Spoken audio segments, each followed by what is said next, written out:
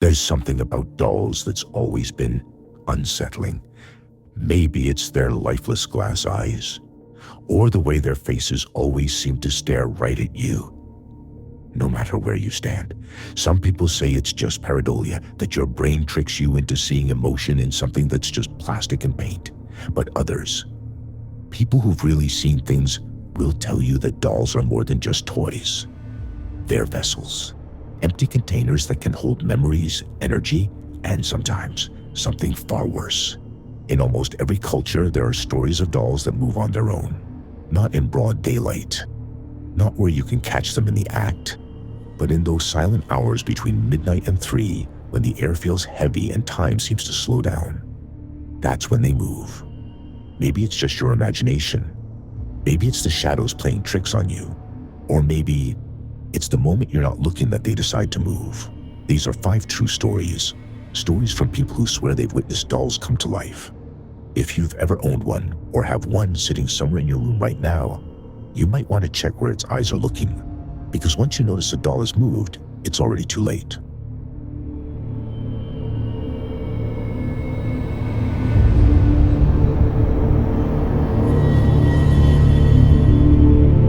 It was supposed to be a simple thrift store find.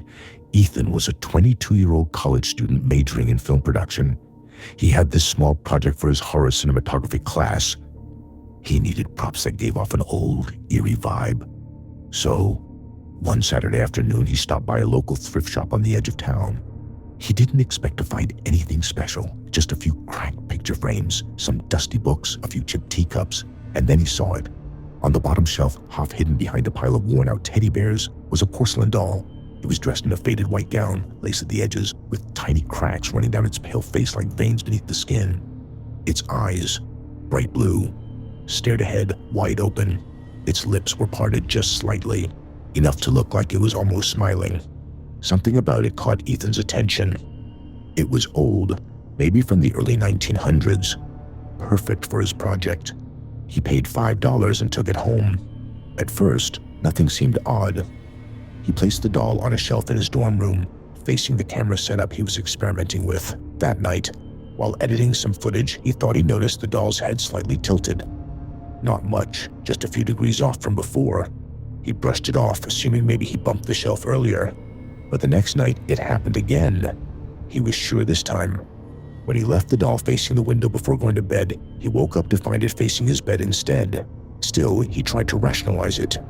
Maybe it's gravity, he told himself. Maybe the shelf isn't balanced.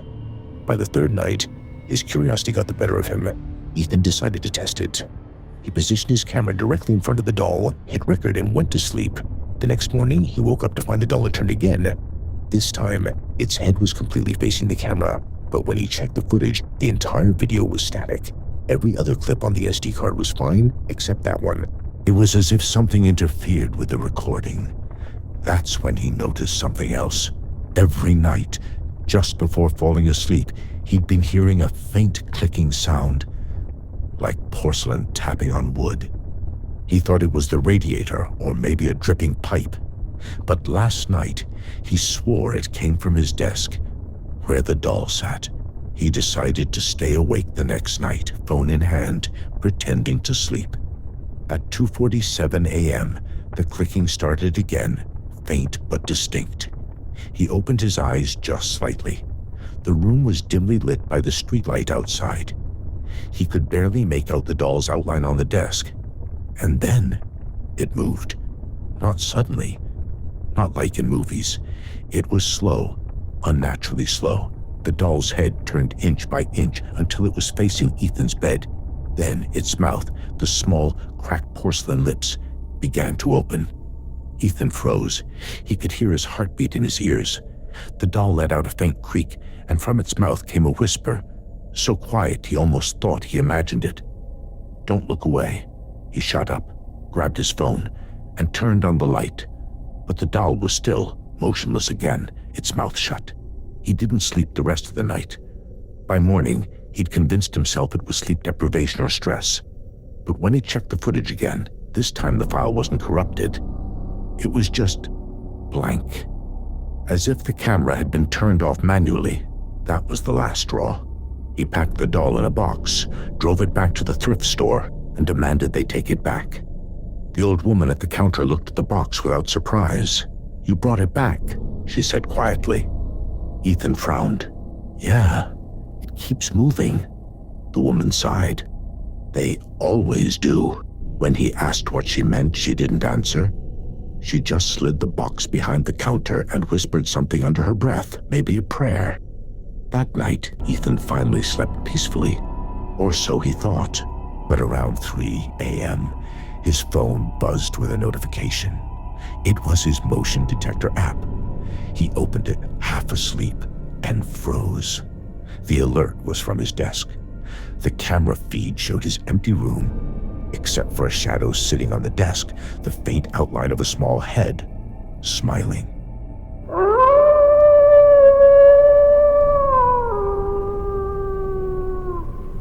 The story you're about to hear comes from a small suburban town in Ohio. It was sent in by a woman named Marissa, who said it still haunts her every time she closes her eyes. When she was 7 years old, her grandmother passed away. They were close, maybe closer than anyone else in her family. Her grandmother used to collect antique dolls. Her living room shelves were filled with them, rows and rows of porcelain faces, staring with wide eyes that always seemed too human. After the funeral, Marissa's mother went to her grandmother's house to pack her belongings. That's when she found the doll. It was small, barely a foot tall, with curly blonde hair and a pink velvet dress.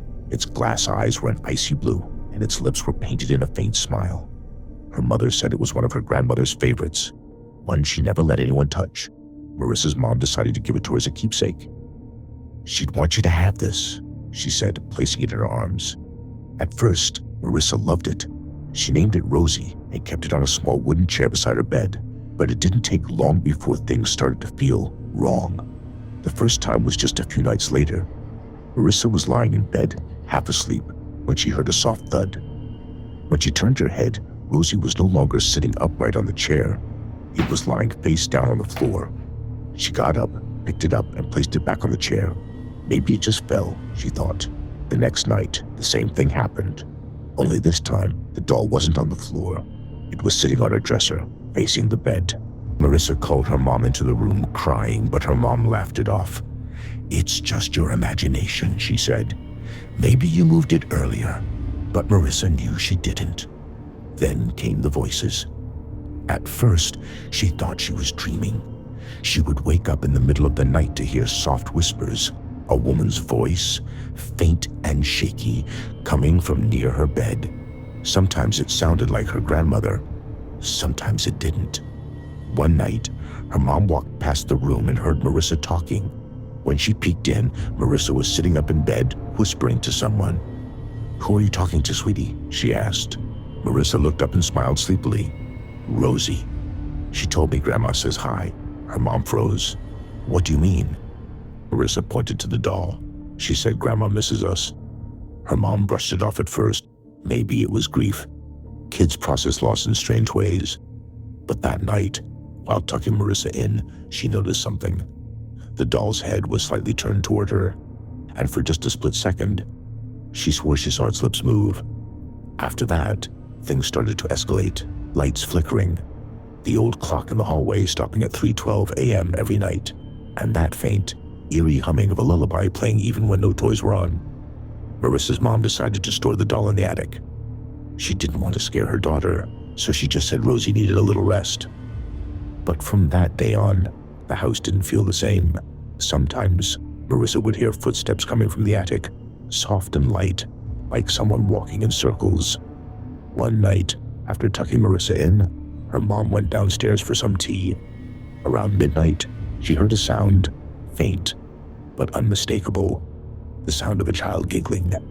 It was coming from above, from the attic. She climbed the stairs slowly, her heart pounding. The sound got louder the closer she got. When she reached the attic door, she noticed something that made her stomach twist. Light was seeping through the gap under the door, but there was no light bulb up there. When she opened it, the laughter stopped instantly. The air felt heavy, cold. The faint scent of old perfume, her mother's perfume, filled the space, And there, in the middle of the attic floor, was the doll, Rosie, sitting perfectly upright, facing her. Beside it was a small music box that she'd never seen before, open, playing that same eerie tune. Her hands were shaking as she picked up the doll and slammed the attic door shut. She didn't sleep that night. The next morning, she called a priest. The man came, said a prayer, and told her to get rid of the doll immediately. So she did. She drove miles away to a donation center and left it there, buried under a pile of clothes. That night, Marissa slept peacefully for the first time in weeks. But when her mom went to check on her in the morning, she noticed something on the nightstand.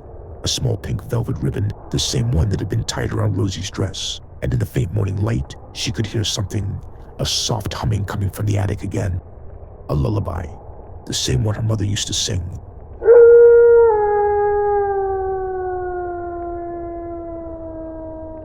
This story comes from a man named Kyle, who used to live alone in a small apartment building in downtown Chicago. He sent this in saying, "I still don't understand what I saw that night, but I know what I heard.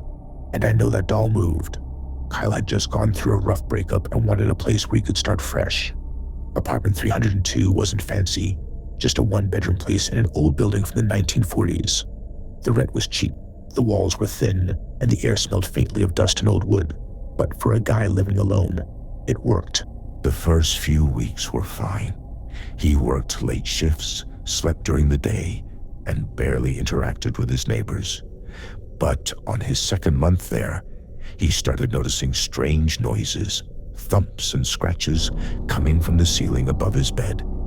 He assumed it was rats, or maybe some pigeons nesting in the attic. But when he mentioned it to the landlord, the man frowned.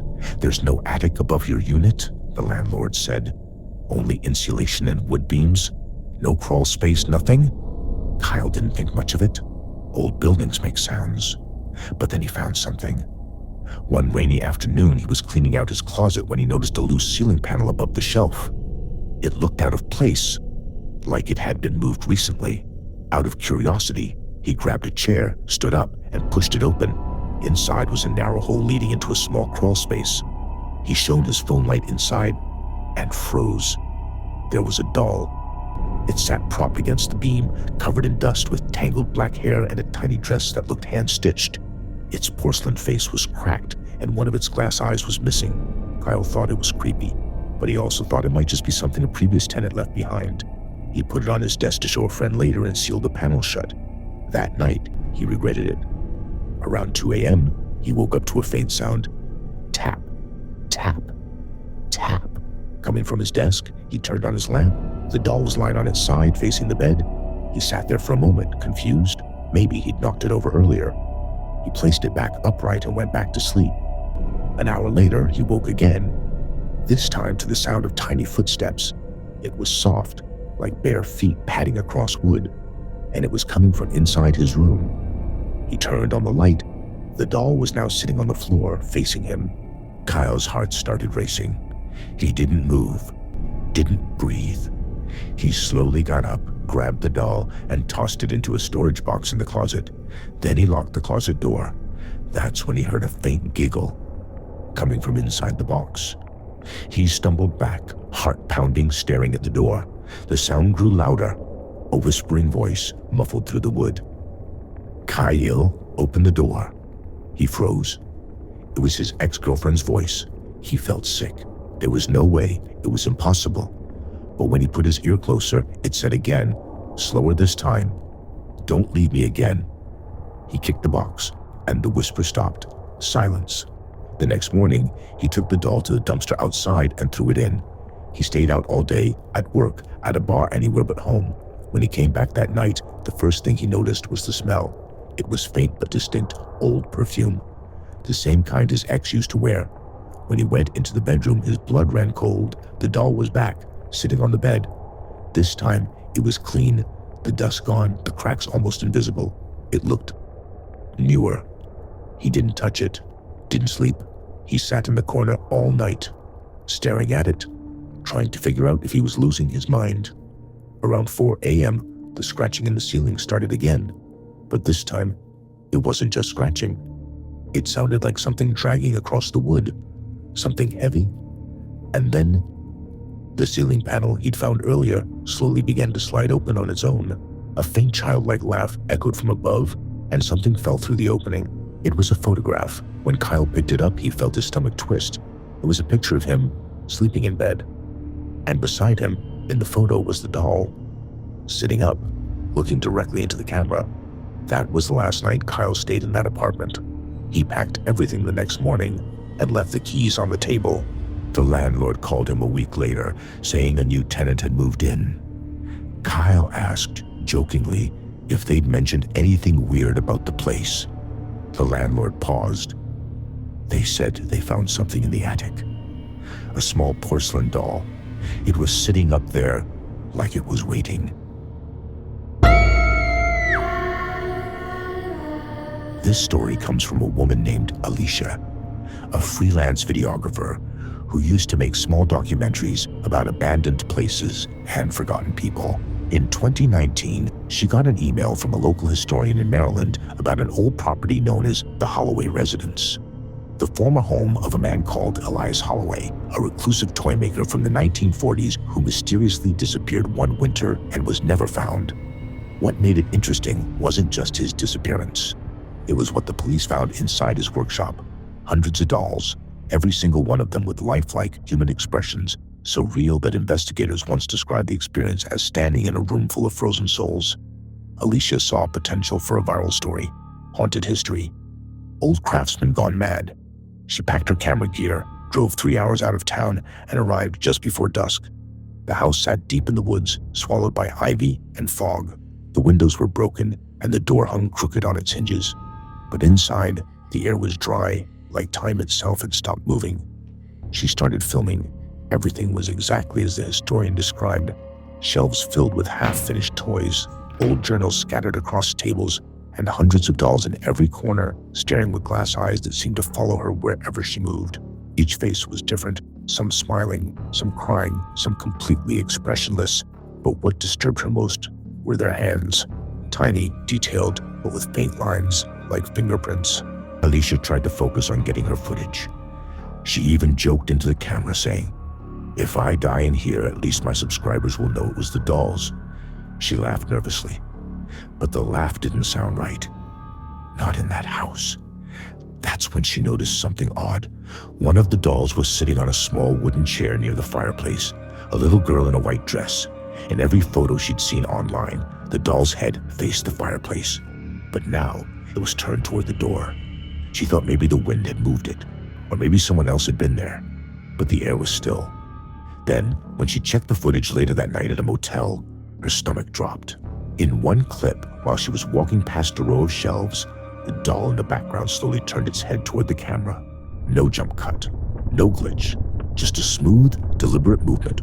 She paused it, zoomed in, and in the reflection of its glass eyes, she could see herself filming and something else standing behind her. A man, tall, pale, wearing an old apron, his face half gone. She froze the frame, checked it again and again. Every time it was there. That night, she didn't sleep. The next morning, she drove back to the house, determined to prove it was just a trick of the light. But when she got there, something was different. The front door was open. She walked inside slowly, camera running. The dolls were still where she'd left them, all except one, the girl in the white dress. The chair was empty. She turned around and saw footprints on the dusty floor, small, like a child's, leading toward the back of the house. They stopped in front of a trap door. Alicia hesitated, but her curiosity won. She opened it and shone her flashlight down. A narrow staircase led into darkness. She descended carefully, step by step, until she reached a small underground room. There were shelves filled with jars of old paint, tiny sculpting tools, and on one table, an unfinished doll. It looked almost human, the face half complete, with skin made of wax. But beneath the wax was something that didn't look like wood. It looked like flesh. When Alicia leaned closer, she noticed fingernails. Real ones. Her light flickered. She turned around and saw, just for a second, the little girl doll standing at the bottom of the stairs. She blinked. It was gone. She ran, climbing up, tripping on the last step. She burst out the front door. and didn't stop until she reached her car. She never went back. Weeks later, when she reviewed the rest of her footage for editing, she found something she didn't remember recording, a 12-second clip filmed from inside the workshop, focused on the fireplace. In the background, she could hear herself calling out, "Hello," the same moment she first entered the house, but the camera was already there waiting, and in those 12 seconds, the doll in the white dress slowly turned its head and smiled. Sound fades, old clock ticking, faint child laughter blending into the static. That was story 4, The Doll Maker's House. And sometimes art isn't meant to imitate life, it's meant to preserve it.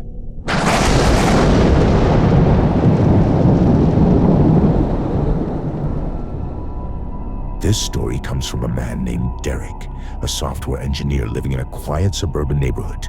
He and his wife had a 6-year-old daughter, Lila, who loved dolls. Her room was filled with them, soft toys, miniature figurines, and her favorite, a small porcelain doll with curly brown hair and wide, innocent eyes. For months, everything seemed normal. But one night, Derek noticed something strange on the baby monitor. The doll, which had always sat upright on a chair beside Lila's bed, was now lying on the floor. At first, he assumed his daughter had moved it, but Lila was asleep. The next night, the same thing happened. Only this time, the doll wasn't just on the floor. It was facing him, sitting up in the exact position Lila had been in moments before she fell asleep. Derek started setting up cameras around her room, thinking he might finally catch what was happening. What he saw chilled him to the bone. The doll didn't just move. It mimicked Lila's actions. Every stretch, every turn, even the way she rubbed her eyes in the morning. The doll did the same, perfectly synchronized. At first, Derek thought it was a prank. Maybe his wife had done it, but she swore she hadn't touched it. Then, one night, things escalated. Derek woke to hear Lila crying. He rushed into her room, but she wasn't there. The doll sat on her bed, eyes wide and smiling, holding a small note that read, "She's sleeping now. Don't wake her." Panicked, Derek called his wife. She checked Lila's crib. It was empty. Frantically, they searched the house. Nothing. No signs of a break-in, no footprints, nothing. The cameras showed what neither of them would forget. At 3:17 a.m., the footage revealed the doll standing up on its own. Its movements were fluid, almost human. It opened Lila's bedroom door, walked down the hallway, and sat in the rocking chair in the living room, just like Lila sometimes did. Then, it spoke. "She'll be back soon. Don't worry." The next morning, Lila returned to her room, perfectly fine, as if nothing had happened. But the doll's position had changed again. Now, it was sitting on her desk, holding a small folded piece of paper. It read simply, "I am her now." After that night, Derek and his wife decided to remove the doll from the house entirely. They drove it to a remote junkyard and left it there, buried beneath old furniture. They thought it was over. But a week later, Derek's neighbor called. She said she'd seen a little girl sitting in the window of the house, rocking slowly in a chair. Derek looked closer. The girl's face was pale, porcelain-like, with wide blue eyes and an unsettling smile. Lila was home, perfectly fine. But the doll had found a way back inside, and this time, it wasn't just moving. It was replacing. So, there you have it. 5 stories of dolls that move when you're not looking. Stories of porcelain smiles, whispered lullabies, and shadows that don't belong. If you've watched closely tonight, maybe you felt that uneasy shiver, the one that crawls up your spine when you realize your own toys might not be as innocent as they seem. Remember, dolls don't blink, but they watch. And just like the people in these stories, sometimes you only notice when it's already too late. If you want more chilling stories that will haunt your thoughts long after the video ends, make sure you subscribe to Dark Vision. Turn on the notification bell so you never miss a new story. Because in the dark, the truth is always closer than you think.